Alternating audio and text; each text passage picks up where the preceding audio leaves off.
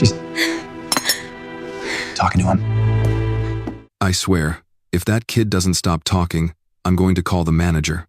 The sentence cut through the air of Le Marque, Savannah's most prestigious French restaurant, so sharply that forks stopped in midair. People stopped talking, violins stopped playing, and everyone looked at the corner booth, where a tiny boy's screams were at their loudest. It wasn't the whine of a bratty kid. It was deeper and rougher. The kind of sound that came from fear, not trouble. 6-year-old Silas Wentham, the deaf son of wealthy CEO Charles Wentham III, was falling apart in public. His small fists were beating on the table, and silent tears were running down his face. His father's face showed that he was trying to hide his shame. His jaw was hard, his tie was a little loose, and he was holding the linen napkin like it was the last thing that kept him calm. Charles whispered, "Silas, enough." But the youngster couldn't hear him. The world was too loud, too complicated, and too lonely. As the whispers of judgment rippled across the cafe, something else moved, something small and unexpected. A young black girl in a faded uniform that was 2 sizes too big stood near the staff entrance. Her sneakers were scuffed, and her braids were neatly tied back. Amira, who was 9 years old, stared with wide, calm brown eyes as she read what no one else seemed to see. A fearful child, not a pampered one. She pulled on her mother's sleeve and said, "Mama, he's not just crying, he's trying to say something." Trinice's mother shook her head rapidly. "Baby, don't get involved. These people don't want our kind near their tables." But Amira was already on her way. And that's how it all started. A young black child went over the marble floor of power and discrimination in a world that didn't see her. She wasn't supposed to do that. She didn't fit in there. But somehow, she did. This documentary is a black story. Not one about pity, but one about the kind of power that changes hearts. A narrative in which the pride of a billionaire met the grace of a waitress and the stillness of a kid found its voice. You're watching Hidden Worth. Before we go on, please take a moment to subscribe if you think that even the smallest act of bravery can make a big difference. This story shows that this is true. Amira didn't have much when she was born, but she did have something that most people spend their whole lives looking for: clarity. She and her mother, Trinice, resided in a cramped 2-bedroom apartment above a laundromat on the east side of Savannah.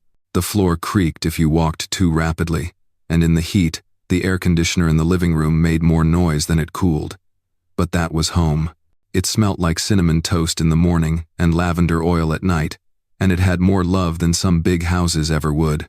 Trinice worked 2 shifts at Le Marque, the fancy restaurant where Savannah's rich people went to flaunt their money and forget their manners. On her few days off, she did laundry, cleaned houses, and still had time to quiz Amira on vocabulary terms, encourage her to pray, and braid her hair with a gentleness that the world often denied her. Amira was a shy child. Not shy, just paying attention. The kind who paid more attention to what others said than what they did, and who could tell when someone was smiling but not really smiling. Her professors regularly told her she was too mature for her age, as if living didn't have any side effects. Uncle Marlon, Trinice's younger brother, taught her sign language. He was born deaf and was as sweet as pie. When Amira was tiny, he used to watch her and sign furiously, as if every line were a dance. Over the years, Trinice had learned some signs, but Amira learned them the fastest. She copied her uncle's fingers until she could have whole conversations before she even started kindergarten. There were no classes or tutors, just 2 people making up their own language in a living room full of old furniture and handmade popcorn. Amira didn't cry right away when Marlon died suddenly 2 years ago in a vehicle accident that left only stillness. Instead, she sat in her room for hours with her hands frozen in the middle of a sign, unable to continue the last story she had been telling him. Since then, she has made it her goal to sign every day, to pay tribute to him, to keep his language going. She signed to birds on the fire escape, animals in the alley, and even herself in the mirror before school. She thought that quiet didn't signify nothing. It meant room, and in that room, you could make something magnificent. Amira didn't wear the newest outfits. She didn't have the latest phone, but her mind was like a river, deep and always moving. Her heart was like a window that opened to anyone who needed light. Maybe that's why, when Silas Wentham sobbed in a restaurant full of strangers, It wasn't simply sign language that got her to him. It was more than that. Acknowledgement. Because the world saw a small black girl with worn-out sneakers and no place at a billionaire's table, Silas saw something else. Someone who knew what it was like to not be heard. Amira didn't walk. She was floating. People who saw her weave between the white tablecloths and shiny cutlery thought she was quite small and hardly touched the servers in black vests and the diners in evening gowns. As she walked through Le Marque, everyone stopped talking. She went slowly and confidently, as if she had every right to be there, even though she didn't. There was a harsh, trembling murmur in Trinice's voice behind her. Amira, stop. Don't, baby. But it was too late. Silas was crouched over in the booth, his hands clutched in his lap, and his little face was wrinkled up in dread and anger. His eyes were wide but unfocused, and they darted around like he was stuck in a dream he couldn't wake up from. The crying didn't stop. It just turned into gasps, and his shoulders shook with every wordless sob. Charles Wentham III, the billionaire CEO next to him, seemed like a man who was stuck in a predicament that money couldn't fix. He kept looking at his Rolex and saying things that didn't make sense to his son.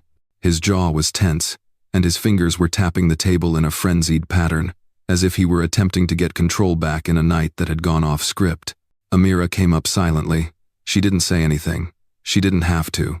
She crouched down next to Silas, moving slowly and carefully. Then, with hands that knew how to speak without words, she signed, "Are you okay?" The effect happened right away. Silas stopped moving. His head turned toward her like someone had turned on a light in a dark room. He looked into her eyes and didn't look away, not with distrust or uncertainty, but with something deeper. Acknowledgement. His own hands, which were shaking and unsure, started to move. He signed, scared. Too loud. There are too many people. Amira nodded and signed back. "I understand. It's fine. You're safe." Charles blinked in shock. His son had finally answered, and it was the first time all night, had talked to each other, had stopped crying. Amira kept going, her fingers moving in slow, steady patterns. "Do you want to go?" Silas shook his head. "No, just want quiet." Amira beamed a gentle, broad smile. "Me too sometimes." At this point, the whole restaurant was quiet. The violinist even stopped in the middle of a note. Everyone was looking at the small black girl in the patched-up uniform, who had done what a table full of money, power, and influence couldn't do in less than 30 seconds. She didn't speak louder. She didn't cause a stir. She just listened in a language that most people had never learned. At that moment, Amira was more than just the daughter of a waitress. She was a lifeline. Charles Wentham III didn't know what to think. He was dumbfounded all of a sudden. This was a man who had arranged billion-dollar acquisitions before breakfast and commanded attention on stage like someone who had been born into power. He was amazed by how confidently and gracefully the little girl Amira, someone had whispered, signed to his kid. Silas, who had just been falling apart from his own fear, was suddenly calm, concentrated, answering. It didn't add up. Charles had spent millions, yes, millions on therapies, experts, books, tools, and professional consultants that said they could assist deaf kids in getting around in a hearing environment. He had paid private tutors and speech therapists, and even flown in a communication expert from London, who charged more per hour than some CEOs made in a week. But not one of them had ever been able to get to Silas the way this little girl just did. And she hadn't done it with proof. She had done it out of kindness, with presence, with knowledge. Charles felt something he wasn't used to for a moment. Embarrassment. Not the kind that happened in public, like losing a boardroom meeting or a news scandal. This was less noisy, more deeply. He had been so busy repairing Silas that he had forgotten to see him. Charles carefully got up and brushed his hands across his fitted pants. He looked down at Amira, then at Trinice, who was standing still a few feet away with a look of terror and pride on her face. "What is her name?" Charles asked in a gentle voice. Trinice cleared her throat, and her voice broke. "Amira. My daughter is her." Charles nodded. Then he said to Amira, "Thank you." But he didn't know how to say it. To help him, for looking at him. Amira didn't respond right away. She looked up, scrutinized him, and then signed. He just needed someone to listen. The words hit harder than they should have. People had always listened to Charles. People listened to whatever he said, not because they cared, but because of who he was. And yet, at this moment, with his son, it was evident that he hadn't really listened in a long time. He crouched down next to Amira and Silas, being cautious not to scare either of them. "Could you show me some of that, so I can chat to him as well?" Amira smiled, and her eyes were warm. "I can try." Charles Wentham III felt like he had something to learn for the first time in years. It happened just as the room was starting to breathe again. A woman at one of the tables in the rear, where an older couple was sitting in fancy clothes that seemed more like armor than fashion, let out a sharp, bitter chuckle. "Only in America," she exclaimed, loud enough for half of the diner to hear. The son of a billionaire was comforted by the waitress's child. What's next? Letting her run the show? It sounded like they had shared a funny joke when her husband laughed. The words hung in the air like smoke, making it hard to breathe. Trinice's tummy tightened, and without thinking, she reached for the apron string around her waist. She'd heard stuff like that too many times before. You learn to let it go, or at least act like you do. But it still hurt. Amira didn't move, but Charles did turn. Slowly, on purpose, he glanced at the couple with a calmness that was so unnerving it was scary. "She just did something that no one else in this room could do," he stated in a calm, steady voice. "Me too. So maybe you shouldn't say anything unless you have anything useful to say." There was a pause. No need to say sorry. No answer. The pair just turned away, hiding behind their wine glasses and the pretense that quiet equaled dignity. But not everyone kept quiet. The hostess, who had seen everything, went forward and spoke up with a shaky voice. "Sir, she can't even go inside the dining room. That's not how things are supposed to be done. She should have kept in the back." Charles lifted an eyebrow. "And missed the chance to do something that none of us could? That rule is not working. Do it." The manager showed up a few moments later, looking like he was about to cry or apologize. "Mr. Wentham, if there's anything we can do to make this right," Charles pointed to Amira and said, "There's nothing to make right. She already did." But Trinice knew better than that. She was aware of how these things worked. That even in the best of times, folks like them were always supposed to keep in the background, seen but not heard, helpful but never the most important. She gently brought Amira back to her and said, "You did well, baby. Very good, but don't expect people to clap for it." Amira looked up, not sure what to think. "Why not?" Trinice thought for a moment, looking for the proper words, then let out a sigh. "Because some people don't like it when we shine too brightly." Amira nodded, but her eyes stayed on Silas, who was still watching her and fidgeting with his hands, waiting for her to come back. And at that moment, when the world was at its worst, something else silently sprang up beneath it: rebellion. The truth was that Amira had helped more than simply a deaf youngster. She had broken a lot of unstated norms in the room. People didn't know if they should be impressed or uneasy. No one thought it would go worse so quickly. Trinice took Amira back to the kitchen, hoping to avoid further stares, comments, and judgment. Finally, the tension in the dining room broke. A young woman at a corner table jumped up and spoke in a sarcastic way. She was wearing a sharp red dress and expensive heels. "So what's next? People praise the help but not us? I've been waiting 30 minutes for my filet." She looked at the manager. "And this is the kind of show you're putting on?" From across the room, another man spoke up. "I'll take my business somewhere else if this is the level of service. Let the people who need help take care of themselves." It wasn't just not knowing anymore. It was poison. Trinice came to a stop. Her shoulders got tense. She turned gently, putting her hand on Amira's back to shield her. She was being ripped apart for something nice and right that her baby had done. Because they are black, because they are poor, for having the guts to go into a place that wasn't designed for her. Amira's eyes were wide open now, puzzled, afraid, yet still somehow steady. Charles stood up so suddenly that his chair screamed on the marble floor. His face was no longer tranquil. It was afire. "Enough," he yelled, his voice echoing through the restaurant. Everyone stopped moving. "You're upset because my son, who couldn't breathe because he was so scared a few minutes ago, is now calm and smiling." She pointed to Amira. "Because a child with no title, no privilege, and no money did what none of you could?" He moved a little closer to the woman in red. "Go ahead and leave if your filet is more important than that kind of decency. I really do demand." He looked at the manager. These kinds of people don't belong on your guest list. The woman stammered. I'll get you fired for this. Charles didn't move. Good luck with that. Then he softened when he looked back at Trinice and Amira. You don't have to go anywhere. Moreover, over half of the people in this room belong here. Trinice's lips shook because she didn't know what to say. No one had ever told her that. Not like that.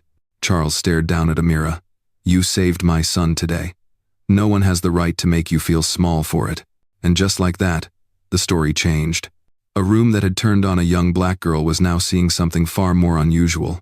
A powerful person using their voice to protect instead of control. Charles Wentham opted to be vocal in a society when silence typically means safety. The service for dinner was coming to an end. Things were calmer now that the turmoil was over, but there was still something in the air that made people feel uneasy, like after a hurricane. A lot of people had left the eatery. The people that stayed were quiet now and looked at the table where the millionaire was still sitting with dubious eyes, with a tiny kid beside him. A nice waiter had given Amira a tiny glass of apple juice, which she was sipping. Charles had told her to sit down. Silas was next to her, smiling. It was a real smile, not the fake one he used when people tried too hard to understand him. Their hands danced with signs, a language they both knew and used without any rules.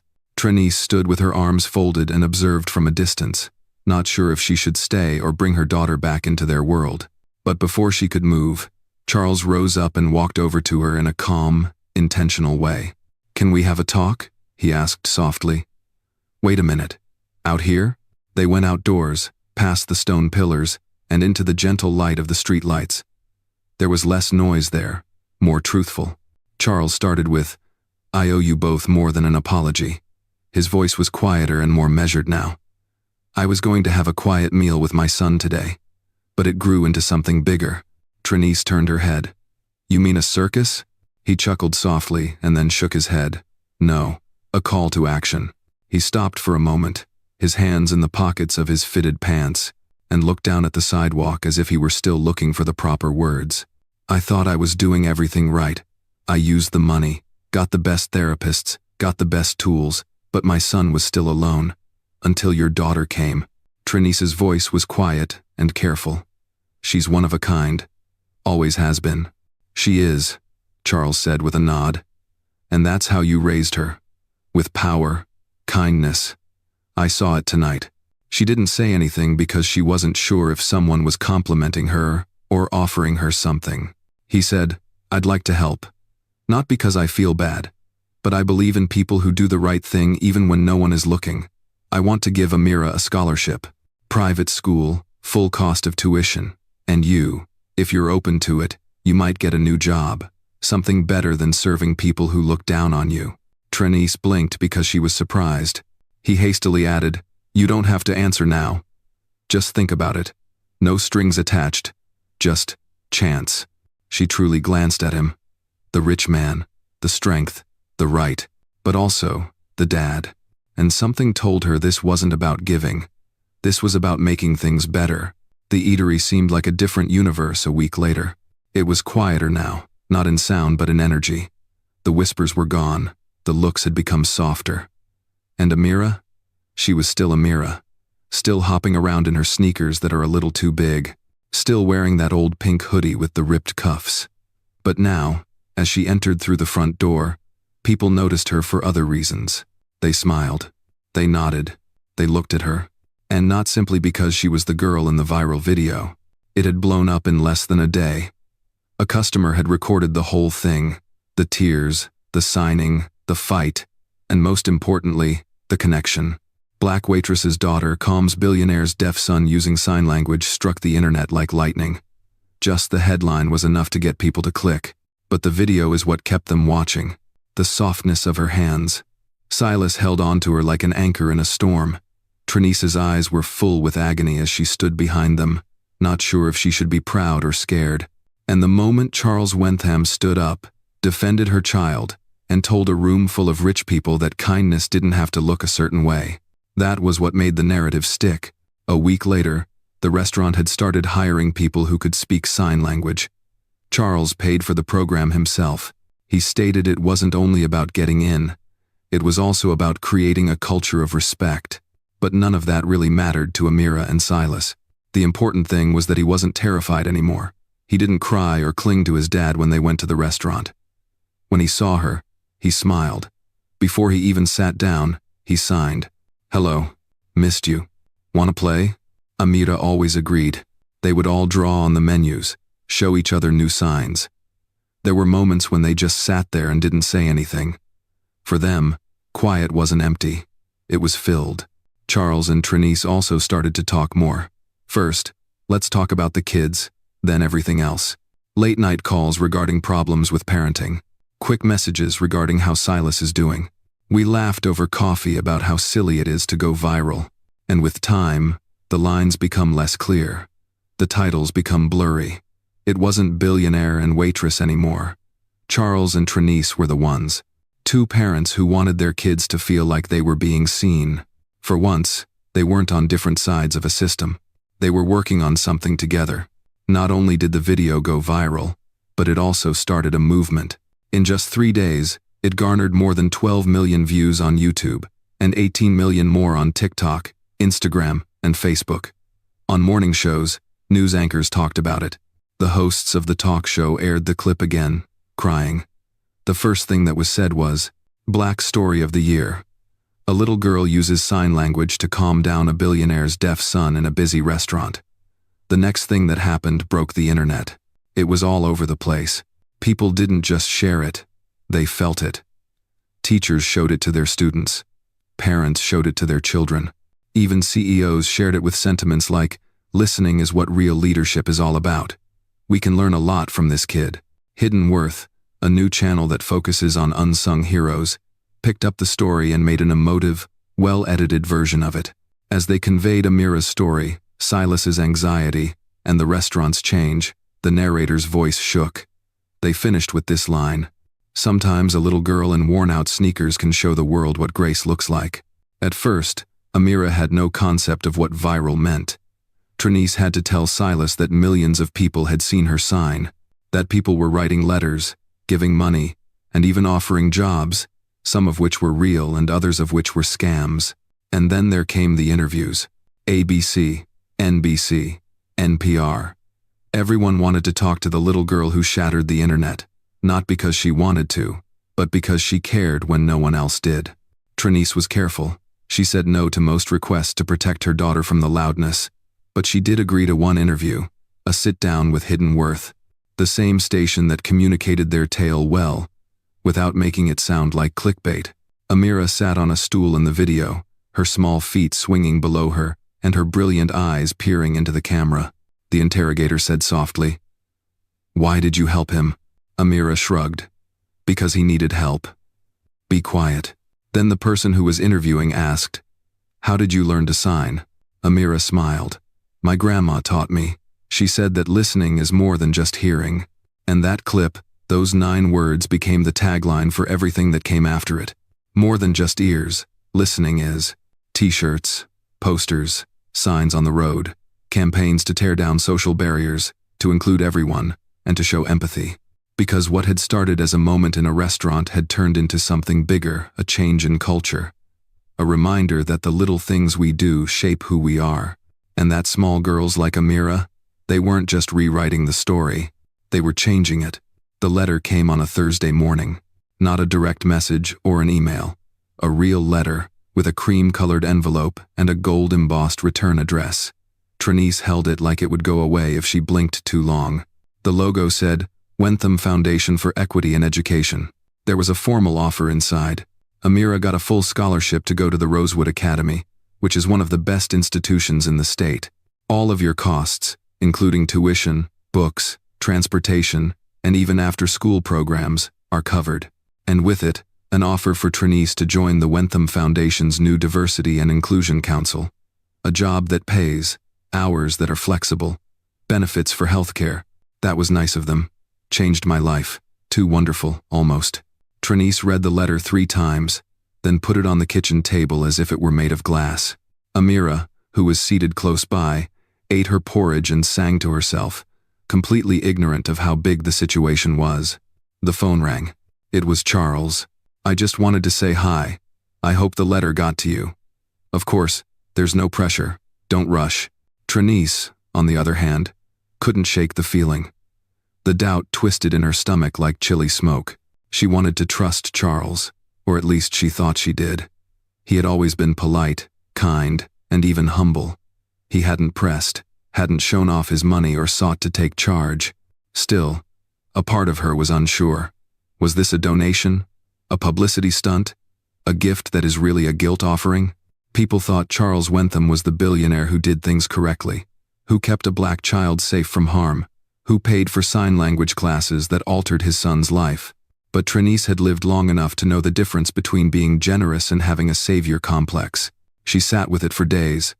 She talked about it with her sister, her mother, and even her preacher.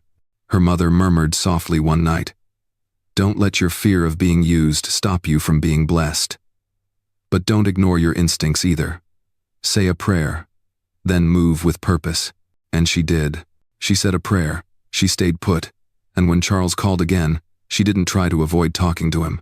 "I appreciate everything you're offering," she added in a calm voice. "But I need to know this isn't about saving us. I'm not a charity case, and my daughter isn't a sign that you're getting better." Charles was quiet on the other end of the call. Then he gave me an answer that was honest and measured. "You're right, and I wouldn't have reached out if I didn't think you deserved this on your own. I'm not trying to help you. I want to work with you, make something, together." That's when the wall in her chest started to break. Not fall, but break. Because this might have been the start of something real. 3 months later, everything was changed. Trinice stood in the lobby of Rosewood Academy and looked at the school's glass atrium, which sparkled in the morning sun. It still didn't seem real. The marble floors, the soothing classical music playing through hidden speakers, and the walls covered in art and achievement were all new to her. Not till today. Amira had gotten used to things faster than anyone thought she would. She made friends on the first day, helped organize the school's first sign language club by the second week, and by the end of the first month, she was teaching 5th graders basic ASL. Teachers praised her for being kind, paying attention, and being a good leader. Not only because of the video, but also because of who she was every day. Students looked up to her. And Trinice? She was also making changes. At first, her new job at the Wentham Foundation was uneventful, with only a few meetings a week. But soon, her voice started to change the rules. She became a link between the boardroom and the communities they were trying to help, especially those that were often ignored and not represented. Her ideas turned into genuine initiatives, like a mentoring program for single moms, more access to early childhood development tools, and subsidies for schools that didn't have enough money. People paid attention. People looked up to her. Not because she was famous, but because she was right about people, systems, what needed to change, and how to accomplish it honestly. The restaurant has changed too. It became a symbol of change both in the area and across the country. The owner put up signs that were welcoming to everyone, started training employees on unconscious bias, and made a hiring pipeline for kids who are interested in cooking but don't have a lot of options. People came back, not just for the cuisine, but also for what the place stood for. Trinice went to that same restaurant one afternoon and found a wall full of pictures. Amira and Silas were in the middle, smiling, signing, and framed in warm light. There was a plaque next to it that said, "1 second, 1 voice, 1 girl who reminded us that kindness is a universal language." The manager offered her a free coffee. She nodded in agreement and held the cup like it was something holy. The alterations weren't simply on the outside. Inside, she felt more complete and stable. Not because her life was great, but because it was finally hers, completely, in a real way. Not just by struggle anymore, but also by growth, purpose, and influence. In many ways, she and Charles still lived separate lives. They were co-parents in heart and collaborators in deed. But the connection seemed clear, based on respect, changing. The actual change wasn't about money or fame. It was about power that was claimed, not granted. It was about changing a story. For Trinice and Amira, this was just the start. 5 years later, a tiny thing made them think about how far they had come. It was a Saturday morning in a park in South Atlanta. While the kids played tag in the field, the adults sat around picnic tables, laughing, telling stories, and drinking sweet tea. Trinice sat under a tree and watched Amira lead a group of younger kids, some of whom were deaf and others of whom were hearing, in a sign language storytelling circle. They were all very absorbed. Charles also observed from nearby. Amira acted out one of the stories with the help of Silas, who was now almost 10. His signs were quicker, smoother, and more sure of themselves now. He was no longer the scared little child sitting in the corner of a restaurant. He was doing great, safe, looked at. As Silas signed the last line of the narrative, the kids laughed and clapped. Some did it with their voices, and others with their hands in the air. Trinice's throat felt tight, not because it was big or exciting, but it was serene. She remembered the times when peace seemed impossible to get, when every second was a number, when being nice came with conditions, when the color of your skin and the amount of money in your bank account decided whose voice mattered and whose didn't. And now, all her daughter had to do was be herself to change lives. It all started with a viral video, but now it's a movement. Amira had given speeches at youth conferences, helped state education boards with inclusive communication, and even written a children's book with someone else about empathy and signing. But none of it had changed her mood. She was still the same child with wide eyes, a big heart, and a quiet bravery that never asked for permission. And that was the point. Kindness is important even when no one is watching. It only needs to be true. In our world, tales travel quickly, anger spreads louder than grace, and it's easy to become numb. But every now and then, a tale reminds us that there are still ordinary people doing amazing things without any fanfare or celebrity, because it's the correct thing to do. So, no matter where you are right now on your phone, on your couch, in class, keep this in mind. You don't need money to make a change. You don't need a platform to be strong. You only need heart. Please share Amira's story if it made you feel something and made you remember that compassion still matters and that listening is more than just hearing. Not for the clicks, but for the change. If you want more true stories that make you question what you believe you know about people, identity, and quiet fortitude, sign up for Hidden Worth. Because everyone is worth something. Some people just need someone to notice it first.